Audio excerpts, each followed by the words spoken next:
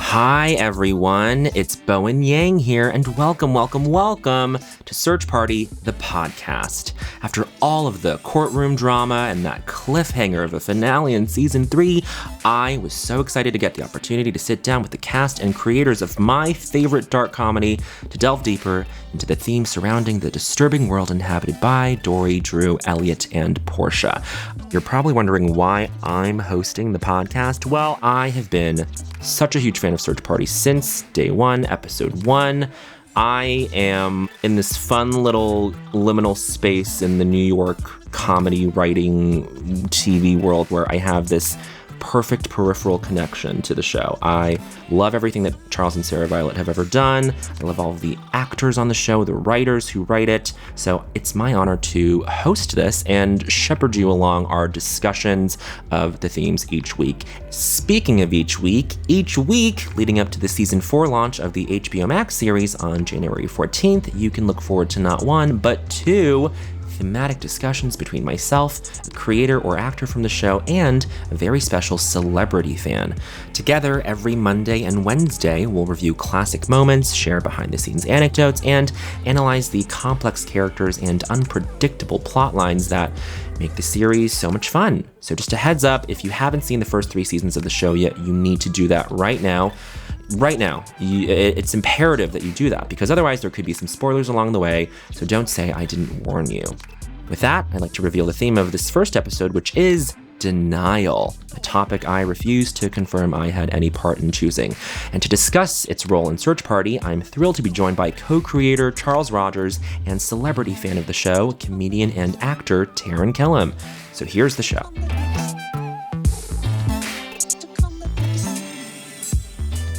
Hello, how are you two? Hey, happy to be here, Bowen. Thank you for having me. I'm a huge fan of the show, the series. I'm a newer fan of the podcast, but you're doing great work. So you're a new fan. I'm brand new from the emails, way back from the emails, actually. A week ago. What's your fan threshold? Like what does it take for you to become a fan of something? If I'm acknowledged somehow, I'm all in. Yeah. My favorite part of season 2, I think, of Search Party was when they said, "Hello, Taran Killam." Yep, exactly. I think he said, "Don't be such a Taran Killam." Yeah, and he's like a burn, but a burn with love, where you can tell they're paying attention. It was an Easter egg for you. Straight to the tattoo parlor for me. Search Party, just across the shoulder blades. The theme of this episode is denial. Let's start things off by just going around and saying, what was the last thing you remember denying, just very, even just sort of frivolously in your life? I feel like I feel like I canceled on someone just the other day by saying, hey, I can't. I don't know if that technically qualifies as that's a lie. I think that's a lie. It's a lie. It's a lie, but you're in denial about lying. Yeah. There you go. That's good. That's the good top layer. Yes. I want to start off this conversation. I want out of this conversation. No, Okay, guys. Okay. This is my favorite. I love denial. This is fun. Well, this is, like, for a theme, it seems like season 3 is almost all about it entirely. I was just gonna say, yeah. Mm-hmm. For Dory in particular, seemingly, but that her staunch denial or manipulation, however you see it, feeds into, everybody else. Like, certainly Portia, like this was like such an interesting season for her, I feel, to literally, like, she had denials of friendship. She had denials of responsibility. Then she had denials of honesty. Like, it was such a great season. And then with Elliott and with Drew and with all 4 of the core cast, yeah, for sure. Elliott and his family, the denial of his family and where he came from. Right. So, was it so fun, Charles, to sort of offset all of these people's delusions and denial we'll just say it's denial, but was it fun to offset all of that against this, like, very structured moral environment of a courtroom? Like was that sort of the thing that you were working off the whole time? Yeah, I think so. Denial has always been kind of like the main theme of the show, and I think we didn't really realize that at first. But like when we finished the first season and we were like, okay, we've got a second season, what is it going to be? There was like, part of us, it could have gone in so many ways, and it was like, okay, is it now like Dory's just solving mysteries? Or like there could have been so many versions of the show.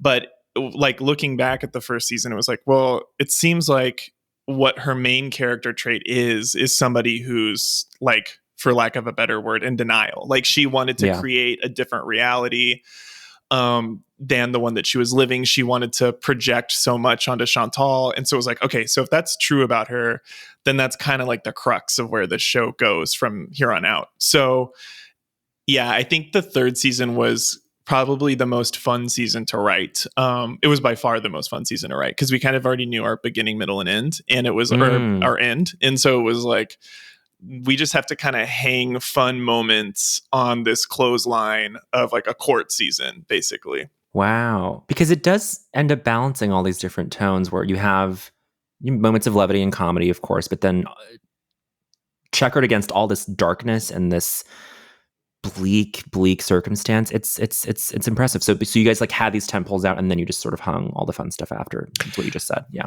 Yeah, basically, because there's something so fun about like when you know the canvas is so straight, like it's like the legal system, and it's like, well, then you can go as silly as you want as long as you're always like countering it against that kind of like straight man context that you've got. So it was like anything kind of goes as long as it feels possible in a courtroom.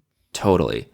And touching on that, I want to talk about the clip that Taran brought today, which really kicks off all the murder trial drama. So in this scene, as Dory is mobbed by this gaggle of reporters, she turns to face the press and makes a very bold statement.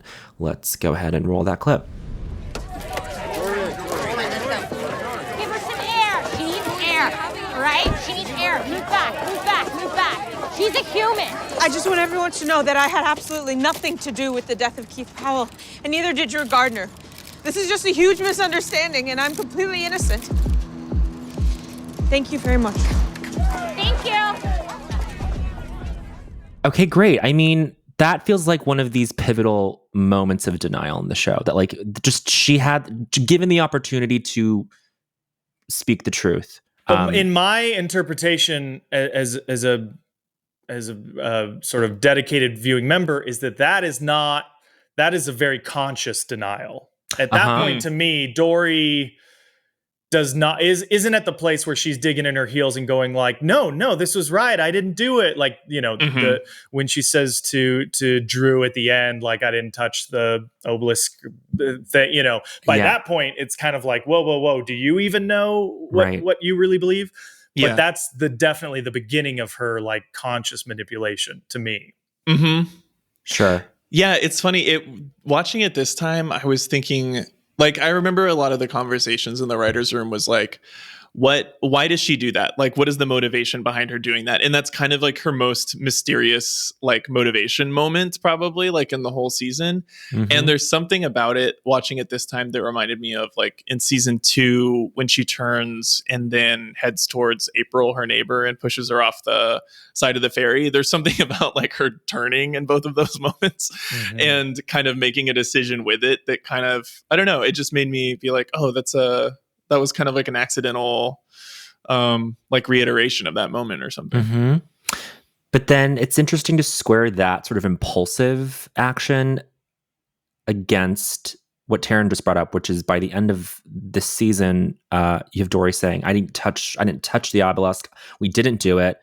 She's in this room with people who were there. And then you're like, oh, wait, she might believe that she didn't do it. And does that even count as denial at that point? Or has that transmuted into something else? Yeah.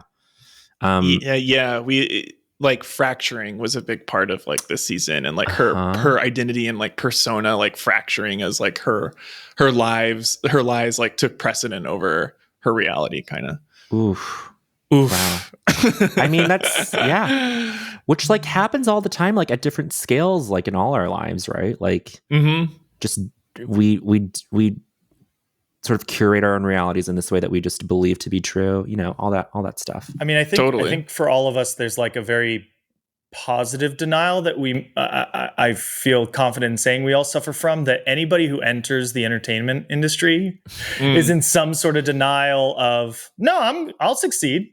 Yeah. I deserve this and I'm worthy of this. And maybe some of that eventually becomes true through like earned skill and just repetition in your 10,000 hours. But you have to have a little bit of healthy denial to face failure after failure and rejection after rejection and go, no, I'm doing the right thing. and people want this.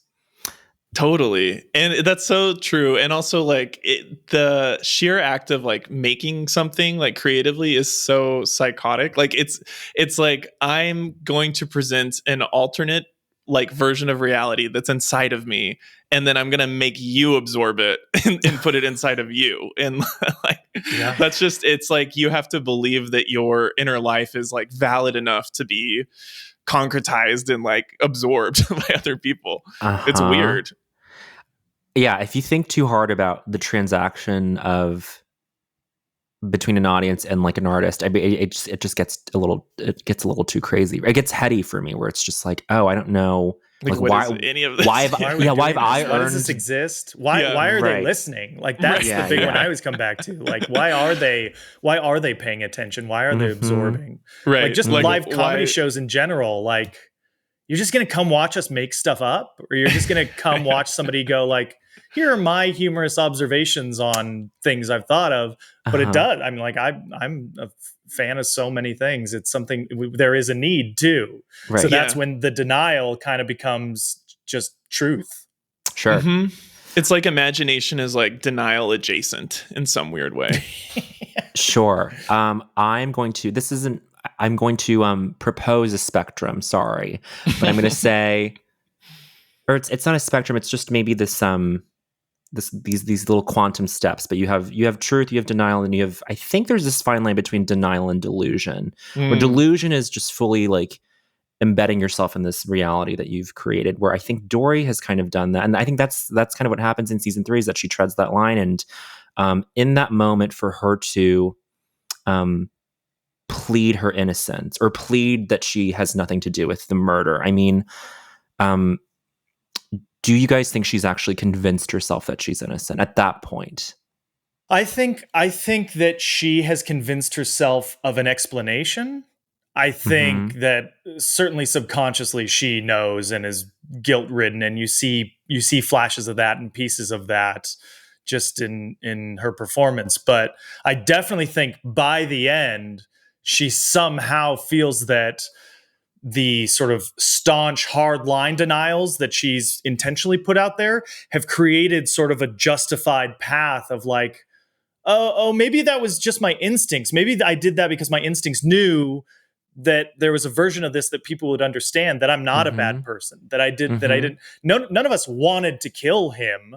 Right. But, and in fact, in some ways it was self-defense, but we didn't get the chance to explain that. So it was actually just circumstance was kind of, it's more circumstance's fault than fully our fault, you know? Yeah. That self-indulgence that seems rampant in sort of a millennial generation. Yeah.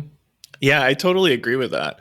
I think like as we've been writing Dory over the seasons, it's been super challenging because it's like, okay, what is she really made of? And every season we kind of like find a new angle we want to dig into her, and we find like a new side of her to unpack. And it's always kind of like under the big umbrella theme of denial. But I think the longer we've gone on writing her, the more I realize like we kind of use her, and maybe this is like annoying to some people to hear, but like we kind of use her almost like, this sounds also like a little too fancy, but like a literary device or something where it's like she is kind of a cipher for the bigger points we want to make about the psyche. And so like there's something about what is deep inside of her that we've kind of let be a little bit unknowable, because it's ultimately always about how we can't truly know what we're made of.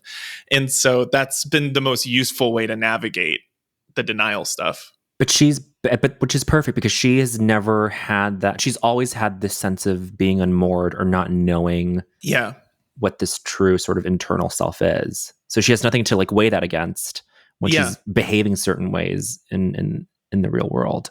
Do you guys relate to that? Do you feel like that's a quality you feel you have on some level? Oh yeah. I like was I've had many chemical experiences where in the come down I would be like, I don't know who I am. Like I would, as you're eating like breakfast tacos in bed. Yep. Yeah, I think that like kind of quickly bleeds into sort of any existential crisis that any of us will have of like, what is our purpose? How am I defined? How am I perceived? That's the one that I think I struggle with the most, is like, how am I perceived really? Like, how do are the intentions that I'm putting into the world, which is like, be as kind as you can be, you know, and celebrate things you love and promote that and friends and family. Is that what I'm known as? Or am I so in denial or even delusional about my export that that's not what it is? And and that seems to be a part of Dory too. Charles, you brought a clip from season 2, and this is the moment where the friends are driving back from Montreal and they're just sort of in this conversation about how to reckon with the murder that just happened, right? That's right. We're going to be the only people we know who've gone through something like this. No, Dory. No. I mean, for all we know, most of our friends could have done this.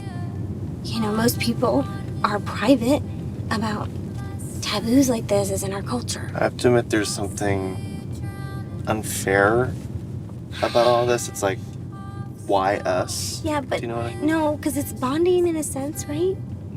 Right, guys? We're like bonded. Yeah, not really. Can you believe it, Chantal? I mean, there is something deeply, deeply disturbed about that. Yeah, girl. thank you for saying that. Thank you so much for saying that, because I feel like as a woman, it made me so angry because it's not okay to lie about abuse. Oh my God, I would never lie about abuse. And I lied about cancer. I know. I mean, it's kind of like the worst thing you could do. Yeah, you guys, I just have to say, I have a really good feeling that everything's gonna be okay. Like, thinking back on it, we did such a sophisticated job covering this up. Yeah, let's hope so. Everything's gonna be okay. You know why? Because we're good people. We're good people. Yes. And you know, that's the way that we should look at it, you know? Is that we are good people who were subjected to a really unfortunate situation. And that's all. Very good. Beautiful.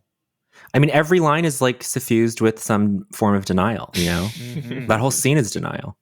Yeah. They're so good. I miss them. It's so good. That scene kind of follows, of course, the murder. Well, it follows Elliott sort of vehemently denying that they killed Keith, or that Dory killed Keith. Because he's sort of the one who persuades them to cover it up, I would say, right? Yeah. He kind of like earlier in the episode before, he kind of puts it on Dory to decide what she wants to do, and then he's like, "All right, well then this is what we have to do. If you want to cover it up, this is what we have to do." So he kind of puts her, it makes it her decision. Sure. Okay. Interesting. But which is also kind of manipulative too. Of course, and he's sort of the perfect character to do that, to sort of bring that option to Dory, because his mode is just constant denial or subterfuge or lies or whatever, you know? Yeah, we kind of thought like this might not be the first time Elliott had done something like this. Oh, wow. That's funny. That's really funny. I mean, do you think if Elliott wasn't there that things would have just taken this different path, or? I don't know. That's a really good question. It was the perfect storm. Well, because I think that all of these 4 people sort of just set each other up for these awful sort of reprehensible things. Yeah, I think that this scene in particular is like everyone is enabling each other. That's the biggest part of it, is kind of how friendships enable each other, and how I think a lot of the sustainability of relationships is about because of enabling one another. It's kind of unavoidable. I mean, yeah, for sure. And I just love how there's just this like clockmaker's precision behind like having all of these 4 people enable each other through the series. Well, it's interesting. Something that I was talking about with my therapist is about how personality disorders, a lot of the like root of them is whenever the person is in denial of a whole aspect of like the human condition. Like if you're like, I don't have shame, I don't have guilt, I don't have fear. It's like that is the like core building block to starting to like unground totally. I hadn't been told it so clearly, but I've just been thinking about that so much since then, because I'm kind of seeing how it's reflected in certain people I know, and it just makes a lot of sense that that's like that's the kind of key to it. Sure. I mean, that just like exemplifies this failure to confront something about yourself that you'd be like, no, I don't have fear. But it's like, of course you do. But the fact that you think that you don't means you haven't fully just like met this. Yeah. Yeah, we all have everything. And then it's just like, if you don't admit that you have part of it, then it's going to do something like ungrounding to you. Mm-hmm. Mm-hmm.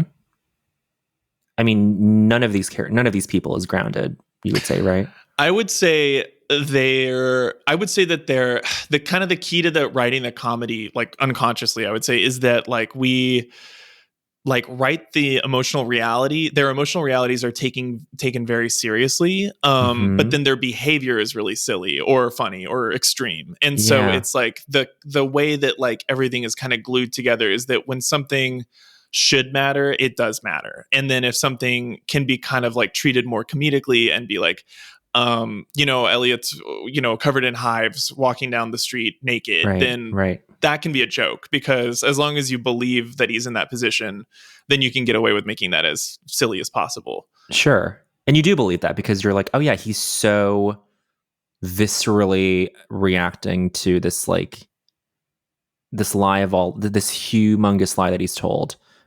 Or just this like emotional state that he's in following this, that he would break out in hives and lose his hair and all of that. There's an interesting sort of like, as you guys were talking about the grounding of these characters, what they have in relation, there's a connection.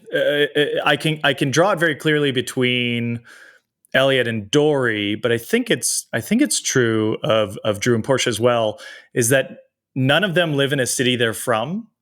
My gosh. Yeah. Like all of them have denied where they've come from. When you meet Dory's parents, you feel it there. And obviously Elliott's big reveal that there's just even like a baseline denial of their origin. They came to New York. They came to the big city to get away from whatever it was That's true. Didn't give them the opportunity to start life grounded.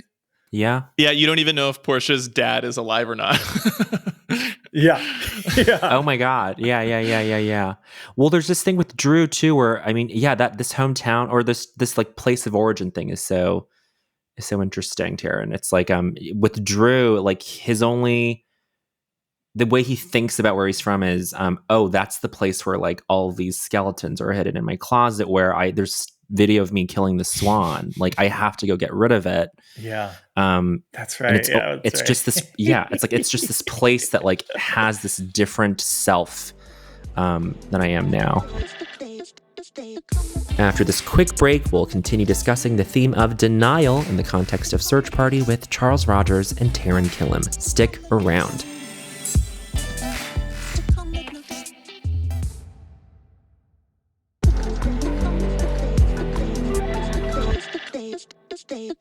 Have you guys seen Connor's "They Fixed the Market" video where he buries himself alive? Yeah, he's so good. Oh my God. Oh my he's God. So good. He's so good. That he's one where I'm just like, I don't even know how, because I've spent a fair amount of time with him and he's such a lovely, like mild-mannered human being. But just in going to write and create that, of him burying himself with like shrimp and mayonnaise in the dirt to fix the financial market. Oh God. Yeah. The casting on this show is so good. Perfect.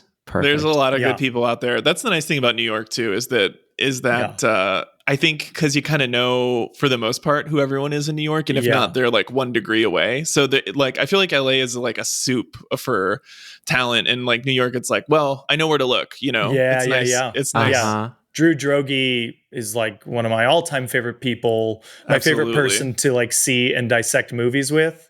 And he was so good. And the season where they're pitching Elliott about his branded wedding, like that's a pretty great scene of denial too, where like at first Elliott shows the slightest sliver of integrity, the slightest, and then is able to just push that out of his mind and heart so quickly. I was walking behind Drew Droege and Sam Pancake on the way to shoot that scene, and I was like 2 blocks behind them, and I was just like watching them as like I think like PAs held like umbrellas over them, and like everyone was just like walking up and down the street like, who are these like 6 foot tall men with like sheen just like covered in glitter, like with people holding what is this? Like, wow. Like in like the Williamsburg Bank area or exactly. Yeah, there you go. Yeah, their hair too is almost like, do you remember those old Duracell family commercials where it was like a battery family and they had like plastic plastic. There was a shared silhouette with those characters in that. Bob's big boy hair. Something artificial. Exactly. Beautiful. I mean the casting is like there've been like no misses. I mean it's all just perfect. Shalita especially, because I feel like this is a really quick thing I want to throw in there, and I'm sorry that I had to like gracelessly segue from talking about all these people, but with Shalita, with Cassidy, why does she go along with this crazy point of denial from Dory? Like why do you think she sort of follows the thread of the lie all the way to like the end? Cassidy was written based off of a couple people that Sarah Violet and I know. And there's something about the DNA of her that's like so driven and up for the challenge. And because this was like her first case, there was something about her that was like, I won't be made a fool of. Like I'll somehow make it work, was supposed to be kind of like driving her the whole time. And I think ultimately she didn't believe Dory, but she felt kind of like it was a little too late, and that this was the task she had to do. That's what I was going to say, Bowen, is that it never feels like she's going along with it. Like she's like the BS meter from the outset, which is is sort of unexpected from her character upon meeting her. If anything, I would say like, my like knee-jerk reaction to her as a character, of course she's not going to have a problem with it. And the fact that she does more than anybody is so interesting, fascinating. And then going back to like denial or delusional, then you have Bob, who I think is full in delusion. Like, he's probably just the most delusional character in the whole season. Or just detached. Yeah. Like the stakes are very low for Bob. My God. Louis Anderson is so great. Pure magic. So funny. A magical man. Yeah. But that's interesting that, you guys bring up this thing about Cassidy, where I feel like in some way she's the most caricaturized millennial portrait on that show. Yeah. And yet she has this like moral conscience, or this conscience, this clarity around what should and shouldn't happen. And she's not an incompetent lawyer or litigator. Or like she's very good at what she does, clearly. And she does want to, and she is sort of duty bound to Dory to like represent her and just sort of win this trial. But it's interesting to see her sort of be this voice of reason, despite her being so like bubbly. And I mean, the introduction to her is electric. Like you watch that scene where she picks Dory up from this detention place or whatever, and it's such a good scene. But then to see that character sort of develop over the season is great. Yeah, it's sort of like almost she's an inverse Dory, in that like surface versus substance. The surface of Shanta is as vapid and shallow as you can go, but she has substance. She has a moral compass, and she has knowledge. She also has like a real world skill set in that she went to school and she has a law degree. where Dory is able to give her closing sentiment and give the surface of like, oh, emotional, and she's in love, and she's sad, and she's mournful, but her substance is so corrupt, and so it's decomposing as you watch the show. Basically, is an interesting pairing for sure. How many of the 4 main cast knew each other before shooting the pilot? I think only John, Early, and Alia had met. I don't think any of them had known each other. Because John and Meredith, like their chemistry, that's sort of like wounded animal, bratty, spoiled kid dynamic. Yeah. Is like, that's the best. It's just the best. There is, I can't even like point to a specific scene this season, but when Elliott gets so frustrated with Portia and like has to hostily passively talk her into his plan, or like, it's my favorite dynamic on the show. We got lucky. We got lucky that everybody loves each other. Like it's truly very cozy. It's really cozy. It's nice. That's good. I think it was the wedding planning, and she's like, "Are you inviting Dory, or is Dory going to be there?" Right. That scene. And he's like, "Well, I have to." Yeah. Oh God, it's so funny. It's so good.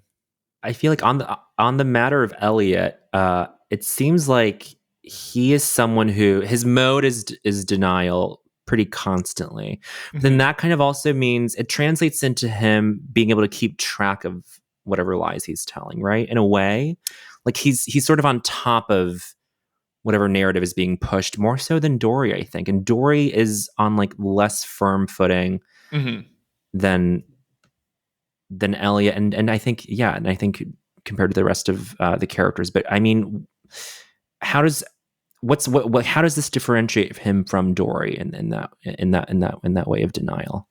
Yeah, I think there's some overlap for sure. I think that, and the more and more the series goes on, like Drew also becomes more and more cunning and duplicitous. So like all of them end up kind of sharing some of like more like shadowy traits. But generally, I'd say like the easiest answer is that Elliott kind of just exists a little bit more in a comedic space, where I think that the depth of whatever his pain is just kind of not, we don't live in it as much as Dory. Like we're here for like Dory's core, and then like what Elliott's able to bring is sort of like an awareness of all of his bad traits that makes him be a little bit more there's more dexterity to Elliott. Like he's like, yeah, I'm this, and this, get over it, and that's kind of like, it's easier for the audience to like swallow.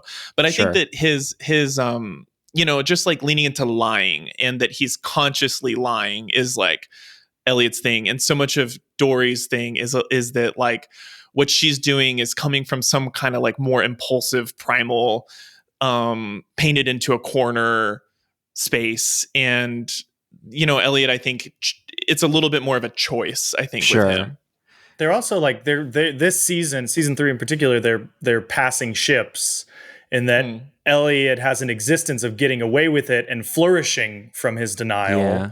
And Dory, maybe more closely to what Bowen was talking about, of like feeling disconnected, not knowing who she is, a denial of existence, and then using denial as a tool to thrust herself in that. Now, by the end of the season, she fully gets what she wants and gets away with it.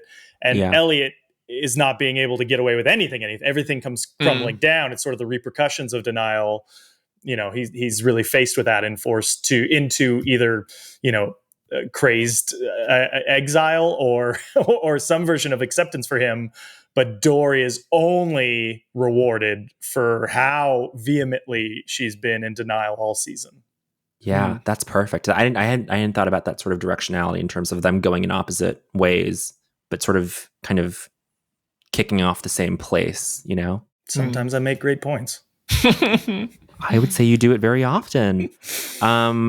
Before we end things, I do want to ask Taran, do you think anyone else will find out about what happened to April? How do you think this April stuff will sort of play out in season 4? And just how do you think season 4 will play out in general? Thank you for letting me field that question. I feel like There's someone better. Well, Charles qualified knows. Here. All right. Well, okay, that's a good point. God. Okay, so now it's sort of just now it's like it feels like a game show. Like it's like fanfic. Plot. I think that's got to come back. I get the sisters' names confused. Is April the one who's still around? June is the one. June is still around. April's they're the one twins who have different months. Yeah, they're twins. Yeah, no May. One of them was born in April or June. They were born in May, and then they on just the took cusp, the bookend. just on the 31st or whatever.